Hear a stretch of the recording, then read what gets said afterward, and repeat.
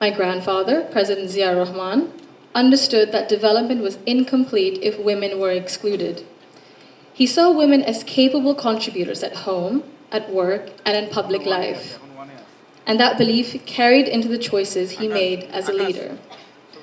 Under his leadership, the expansion of the garment sector meant millions of women entered formal work for the first time, gaining independence and income. The creation, then, of the Ministry of Women's Affairs reflected a conviction that improving the lives of women and girls required intention and structure. These were not just policy decisions, but they were an extension of the values that he lived by personally.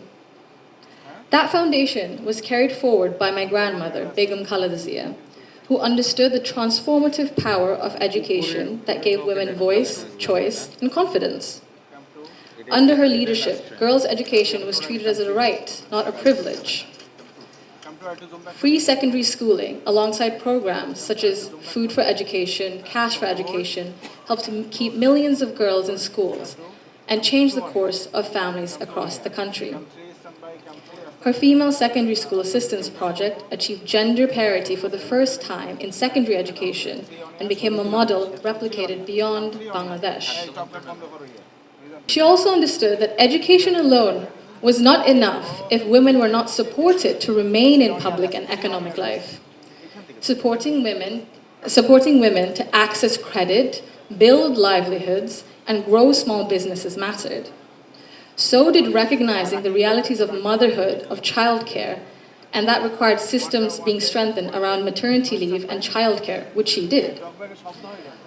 That is because women were made to choose between family and participation in the economy.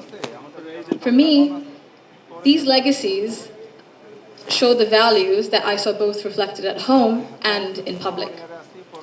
I was privileged to grow up surrounded by exceptional women, confident, capable, and accomplished. I was equally fortunate to have male role models, including my father and my grandfather, who valued those women and never felt threatened by their strength or ambition. In fact, the four most important people in my father's life, in my opinion, have been women for decades. And he has treated them with deep respect and reverence, not as an exception, but as the norm.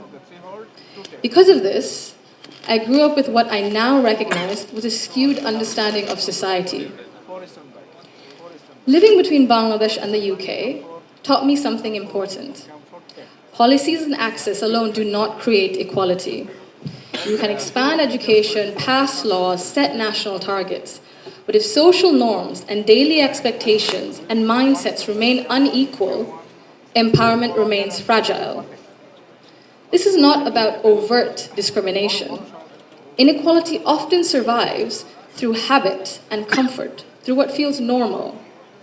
In Bangladesh, women still perform around 85% of unpaid household and care work, spending over 7 times as many hours as men on this labor each day.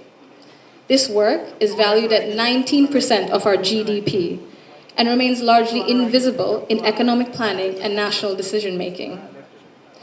This makes something very clear. Gender equality is not a women's issue, it is an economic and national issue. When women carry the bulk of responsibility, their participation in the formal economy suffers.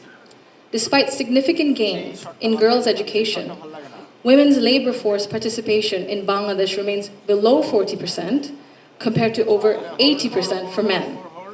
Women are far more likely to step back from paid work after marriage or childbirth, not because they lack ability or ambition, but because systems assume they will absorb the cost. This imbalance begins early. Girls are expected to adjust their ambitions around family needs, while boys are rarely taught that responsibility and care are shared obligations. Over time, this became structural and progress stalls. Women are already leaders, and many of those leaders are in this room today. Women who have carried institutions, families, movements, and communities forward, generation after generation. Bangladesh's progress bears your fingerprints, even when history has not always said your name out loud. This brings me to a central point. Belief means nothing without action. To the men among us, our fathers, our brothers, our sons, our husbands, Our colleagues and friends, your support for women's rights matters. Your celebration of women's success matters, but equality cannot survive on words alone. If systems and expectations continue to rely on women's sacrifice as the default, inequality continues comfortably. Fathers, in particular, I believe, have a unique role in breaking this cycle. I'm an only child, and I never was once made to feel that my parents wished for a son instead.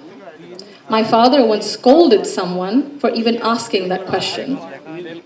He understood that while I was treated with respect and care at home, the world outside would not always be the same. So he made sure that I could navigate it with confidence. What shaped me were not his speeches, but his consistency.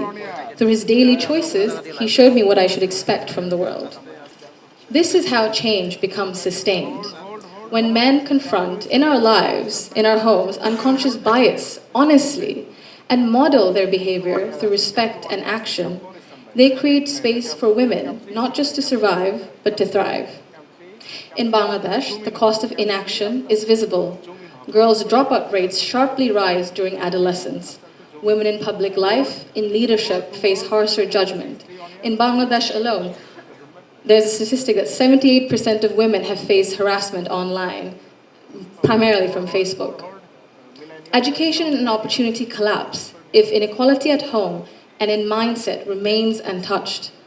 And for a country facing climate change, economic and political transition, demographic pressure, Bangladesh cannot afford to sideline half its population through exhaustion and social expectation.